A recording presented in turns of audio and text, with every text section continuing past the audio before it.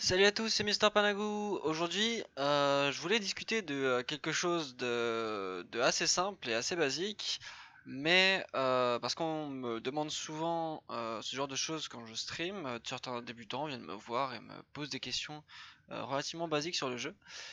Et du coup, je pensais faire une petite suite de vidéos pour expliquer à des débutants sur le jeu quelles sont les mécaniques de jeu principales, comment pouvoir trade, des mécaniques de jeu assez basiques et qui permettent de jouer à Warframe un petit peu de façon générale et un peu savoir ce qu'on fait.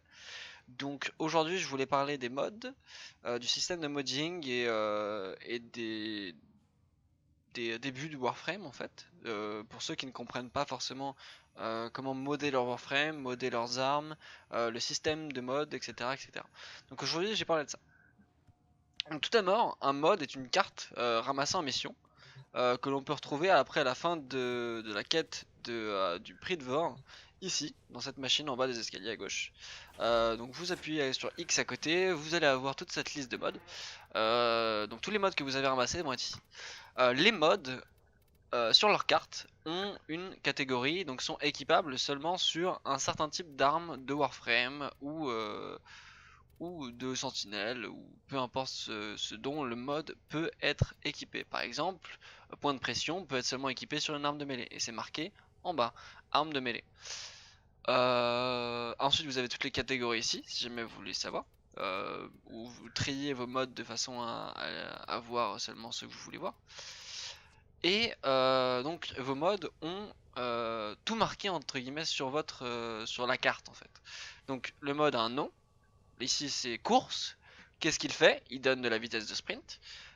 Pourquoi il est la Warframe? Il est pour être équipé sur une Warframe. Et ensuite il y a deux choses. En haut à droite, il y a un numéro et un trait. Ce numéro c'est le drain, c'est combien va coûter ce mode à équiper sur une Warframe. Et ensuite, le petit trait à côté, c'est une polarité. Il existe 4 types de polarités. Les D, les traits, les V et les doubles traits. Le but des polarités va être de lorsqu'utilisé sur une Warframe avec des polarités. Par exemple, ici, sur cette configuration, je n'ai aucun mode équipé. Et comme vous pouvez le voir, sur ces emplacements, j'ai déjà une polarité qui est affichée ici. Ce que ça va faire, cette polarité, c'est qu'elle va diviser le coût d'un mode équipé de la même polarité par 2. Par exemple, flux accru ici, qui me coûte 14, il a une polarité trait. Si je le mets sur une polarité trait, il va me coûter seulement 7, la moitié. Vous pouvez le voir ici en haut à gauche, j'ai une capacité de 60. Et donc, dès que je mets un mode de polarité 14 sur une même polarité, ça utilise 7, et donc je n'ai plus que 53 de capacité. Par contre, si je mets un mode d'une certaine polarité sur une polarité qui est étrangère à celle-ci, le mode va coûter 2 fois plus cher. Donc ici, le mode qui à la base coûtait 14 va coûter 18. Il va coûter 2 fois plus cher. Enfin, là, un tiers plus cher en fait. C'est pour cela que on essaye en général de les mettre sur les mêmes polarités que le mode en question. Ensuite, comment gagner de la capacité pour votre Warframe? Votre Warframe va gagner de la capacité à chaque fois que vous allez level up. Comme vous pouvez le voir en haut, ma Mesa est rang 30.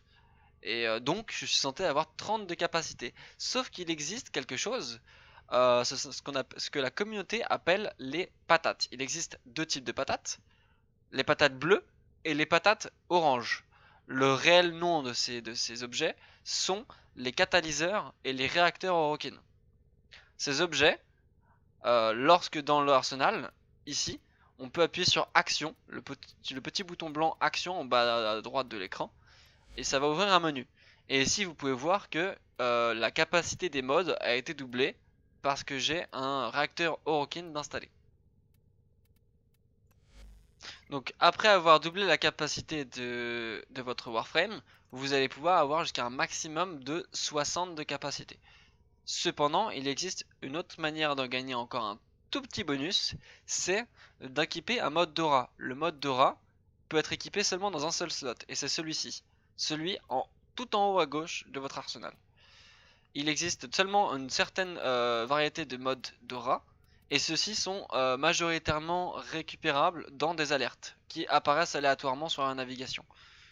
Si jamais vous êtes débutant et que vous voulez un mode Dora, je vous conseille d'abord d'en avoir à peu près un de chaque polarité, donc V, trait, D, et de les équiper un peu partout. Mais les plus intéressants sont ceux que je vais afficher à l'écran. Encore une fois, ces modes de Dora peuvent être équipés sur votre Warframe pour encore augmenter leur capacité. C'est-à-dire que si je mets par exemple le siphon d'énergie sur ma Warframe, cela va me permettre d'augmenter sa capacité encore un peu plus. Énergie siphon, lui, coûte 7, mais ne coûte pas 7. Comme vous pouvez le voir, il y a un petit trait, une petite flèche vers le haut, et ça veut dire qu'il augmente ma capacité de 7. Et comme il est sur la même polarité, il va me donner 14 de capacité en plus. Et donc je ne suis plus à 60 sur 60, je suis à 74 sur 74. Les modes Doras donnent aussi des buffs qui sont récupérables par toute votre escouade.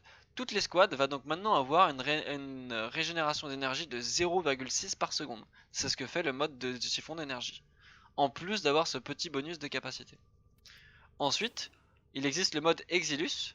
Le slot Exilus est seulement débloquable après avoir utilisé un adaptateur Exilus, et ne peut seulement mettre une variété de modes utilitaires.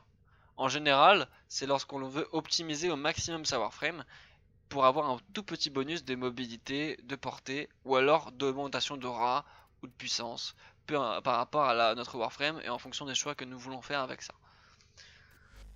Les modes que vous trouverez au début du jeu seront endommagés. Il ne faut pas les utiliser de cette manière.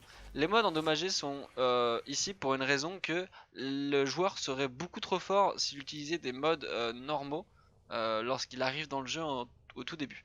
C'est pour ça qu'on nous donne des modes qui sont endommagés. Cependant, il ne faut absolument pas utiliser ces modes par la suite, car ils ne donnent aucun avantage, absolument aucun, et sont un gâchis de ressources. Ne surtout pas utiliser des ressources dans les modes endommagés. Donc, comme vous pouvez le voir, les modes que vous allez récupérer sont des versions simples de ce que vous allez pouvoir en faire. En vérité, les modes peuvent être augmentés pour avoir plus de puissance. Pour pouvoir le faire, il vous faut de l'endo, qui est une ressource qui se récupère dans toutes les missions. Il peut être récupéré de plein de façons différentes et se récupère à peu près tout le long de votre expérience autour du jeu. Et il est marqué en haut à droite de votre slot de modding, en haut à droite ici, par un petit symbole doré bleu, rond, et vous en trouverez un peu partout dans le jeu.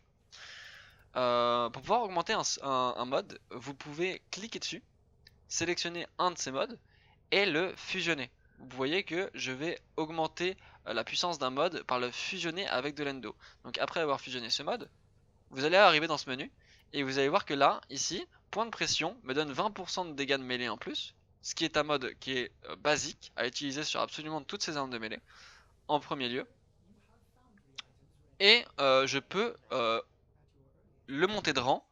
Comme vous pouvez le voir, il y a une petite barre avec des petits ronds qui vont se remplir petit au fur et à mesure que je vais devoir le maxer. Et en le montant de rang, il gagnera en puissance. Au rang 0, il va me donner 20%. Au rang 1, il va me donner 40%. Au rang 3, 60%, etc. etc. jusqu'au rang maximal quand tous les ronds seront remplis. Les modes coûtent plus ou moins d'endo et plus ou moins de crédit à fusionner. En fonction du nombre de fusions qu'il faut faire, et en fonction de la rareté, du nombre de puissance que ça va leur donner, et en fonction de quel rank cela va coûter. Un mode, pour passer un mode du niveau 1 à 8, c'est aussi cher que de lui passer du niveau 8 à 9. Donc faites attention, cela peut vite coûter cher. Mais en général, les modes les plus qui ont besoin d'énormément de ressources sont souvent des modes très utiles. Vous pouvez avoir autant de modes que vous voulez dans votre inventaire, ça ne pose aucun problème. Et les modes en duplique, les modes que vous avez en plein de fois, vous pouvez les vendre pour des crédits ou de l'endo. Je conseille personnellement l'endo car c'est une ressource un peu plus rare que les crédits et elle est beaucoup plus significative lorsqu'elle est récupérée par les mods.